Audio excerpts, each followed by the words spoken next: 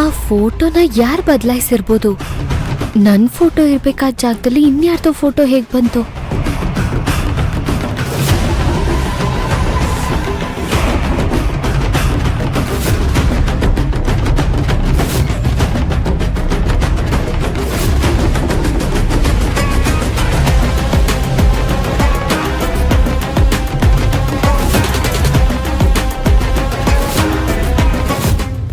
Sindhu,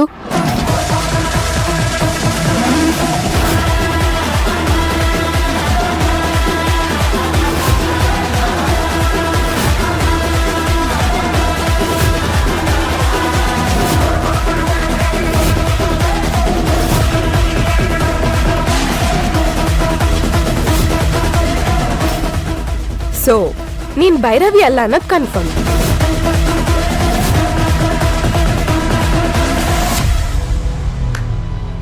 great.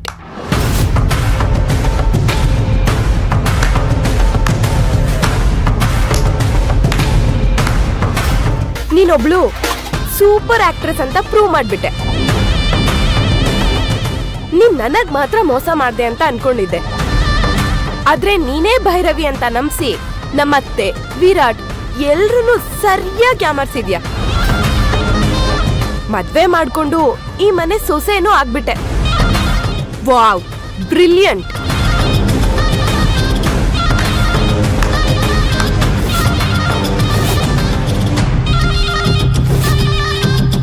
ಯಾರನ್ನಾದ್ರೂ ಯಾಮಾರ್ಸೋದು ಹೇಗೆ ಅಂತ ನಿನ್ನ ನೋಡ್ ಕಲ್ತ್ಕೋಬೇಕು.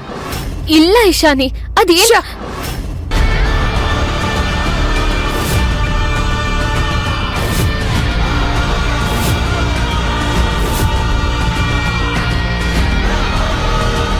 ನಿನ್ ಮೇಲೆ ನನಗ್ ಯಾವಾಗ್ಲೂ ಡೌಟ್ ಬಂದಿತ್ತು.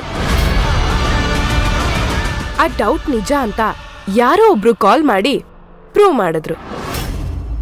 ಆದ್ರೂ ನಾನ್ ಅವ್ರನ್ನ ನಂಬಿರ್ಲಿಲ್ಲ. ಕುಮಾರ್ ಮಾವ ನಿನ್ನ ಸಪರೇಟ್ ಆಗಿ ಕರ್ಕೊಂಡೋಗಿ ಸಮಾಧಾನ ಮಾಡುವಾಗ್ಲೇ ನಾನ್ ಎಲ್ಲಾನು ಕೇಳಿಸ್ಕೊಂಡೆ.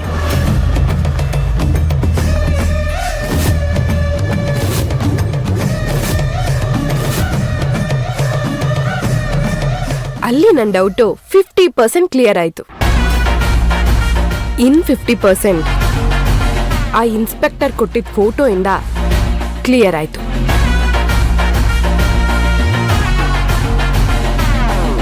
ಅಂದ್ರೆ ಆ ಫೋಟೋನ ನಾನೇ ಬದಲಾಯಿಸಿದ್ದು. ಈ ವಿಷಯ ಅತ್ತೆ ಗೊತ್ತಾದ್ರೆ ನಿನ್ ಪರಿಸ್ಥಿತಿ ಏನಾಗುತ್ತೆ ಗೊತ್ತಾ?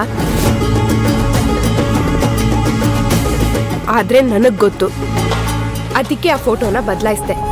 ನಿಜ ಹೇಳು, ಯಾರ್ ನೀನು? ಇಲ್ಲಿಗೆ ಯಾಕೆ ಬಂದೆ?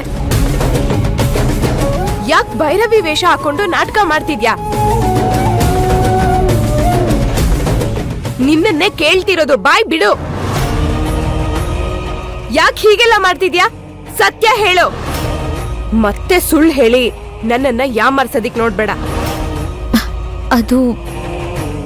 ಅದು ನಾನು ಏನು ಈ ಆಸ್ತಿಗೋಸ್ಕರ ಹೀಗ್ ಮಾಡದ್ಯಾ?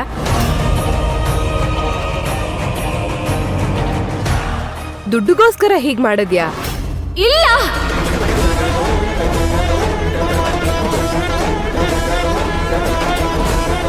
ನೀನ್ ತಿಳ್ಕೊಂಡಿರೋ ಹಾಗೆ ನಾನು ದುಡ್ಡುಗೋಸ್ಕರ ಆಸ್ತಿಗೋಸ್ಕರ ಇಲ್ಲಿಗೆ ಬಂದಿಲ್ಲ.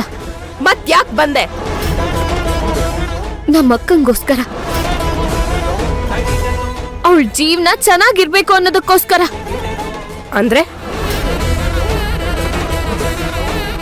ನಮ್ಮಕ್ಕ ಭವಾನಿ ಅಥರ್ವನ್ನ ಒಂದ್ ಮಾಡ್ಬೇಕು, ನಮ್ಮಕ್ಕನ್ನ ಈ ಮನೆ ಸೊಸೆ ಮಾಡ್ಬೇಕು ಅನ್ನೋ ಒಂದೇ ಒಂದ್ ಕಾರಣಕ್ಕೆ ನಾನು ಭೈರವಿ ವೇಷ ತೊಟ್ಟೆ. ಅಷ್ಟಕ್ಕೆ ನನ್ನ ಕರ್ತವ್ಯ ಮುಗೀತು ಅಂತ ಅನ್ಕೊಂಡಿದ್ದೆ. ಆದ್ರೆ ನಮ್ಮಕ್ಕ ಈ ಮನೇಲಿ ಕ್ಷೇಮವಾಗಿರ್ತಾಳೆ ಅನ್ನೋ ನಂಬಿಕೆ ನನಗೆ ಬರ್ಲಿಲ್ಲ. ಆ ನಂಬಿಕೆ ಬರೋವರೆಗೂ ನಾನು ಅವಳ ಜೊತೆಲೇ ಇರ್ಬೇಕು ಅಂತ ಡಿಸೈಡ್ ಮಾಡ್ದೆ. ಆದ್ರೆ ಅವಳ ಜೊತೆ ನಾನು ಹೇಗಿರ್ಲಿ? ಅದಕ್ಕೆ ಇದ್ದಿದ್ದು ಒಂದೇ ಒಂದ್ ದಾರಿ, ವಿರಾಟ್ ಅವ್ರನ್ನ ಮದ್ವೆ ಮಾಡ್ಕೊಳ್ಳೋದು. ಅದನ್ನ ಬಿಟ್ಟು ಇನ್ಯಾವ ದಾರಿನೂ ನನಗಿರ್ಲಿಲ್ಲ. ಅದಕ್ಕೆ ನಿನಗೆ ಕೊಟ್ಟ ಮಾತನ್ನ ಮುರಿದು ವಿರಾಟ್ ಅವ್ರನ್ನ ಮದ್ವೆ ಆಗ್ಬೇಕಾಯ್ತು.